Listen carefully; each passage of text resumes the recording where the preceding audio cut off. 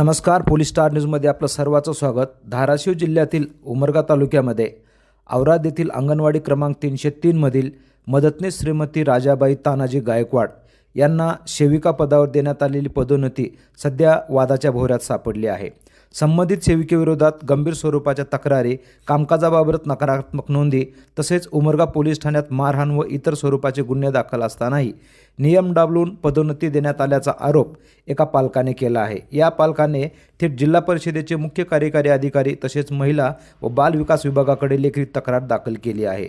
पाहूया याचाच हा रिपोर्ट। नमस्कार, मी शीतल कुशनिकम। माझा एकच प्रश्न आहे, एवढे गंभीर गुन्हे आणि तक्रारी चालू असताना, न्यायालयात प्रकरण प्रलंबित असताना संबंधित व्यक्तीची पदोन्नती केली कुठल्या आधारात?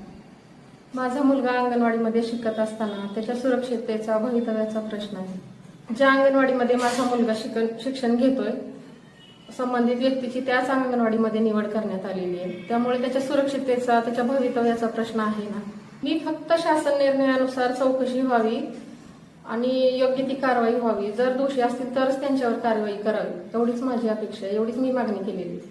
एक पालक म्हणून बोलते, माझ्या मुलाच्या शिक्षणाची, त्याच्या भविष्याची, सुरक्षिततेची कुठलीही तडजोड होऊ नये। माझी नियम सर्वांसाठी समान असला पाहिजे, कायदा सर्वांसाठी समान असला पाहिजे, एवढंच म्हणणं आहे। प्रशासनाने या प्रकरणाची योग्य ती चौकशी करावी। या प्रकरणामुळे सध्या माझ्या मुलाचं नाव पण कमी करण्यात आलेलं आहे अंगणवाडीमधून। त्यामुळं वारंवार तोंडी तक्रार करून पण काही दखल घेण्यात आलेली नाही। आणि आता सीओ साहेबांना, इथल्या व्हिडिओ साहेबांना अर्ज पण केलेला आहे। संबंधित व्यक्तीने माझ्या मुलाचं नाव कमी केलेलं आहे त्या अंगणवाडीमधून।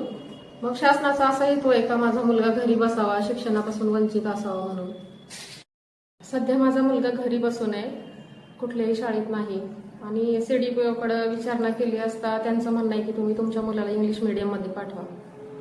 घटनावर सीओ साहेबांनी आदेश दिलेला आहे CDPOंना, लेखी आदेश येऊन पण CDPO त्यांच्या स्तरावर योग्य कारवाई करत नाहीत।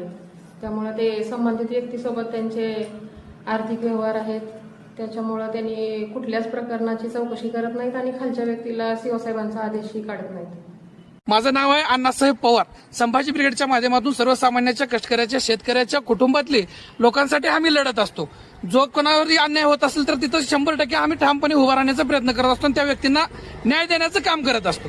प्रश्न केवळ एका पदोन्नतीचा नाही, तर हा प्रश्न प्रशासनाच्या पारदर्शकतेचा आहे। गंभीर तक्रार आणि गुन्हे प्रलंबित असताना नियम डावलून पदोन्नती दिली असेल तर ही अत्यंत गंभीर बाब आहे।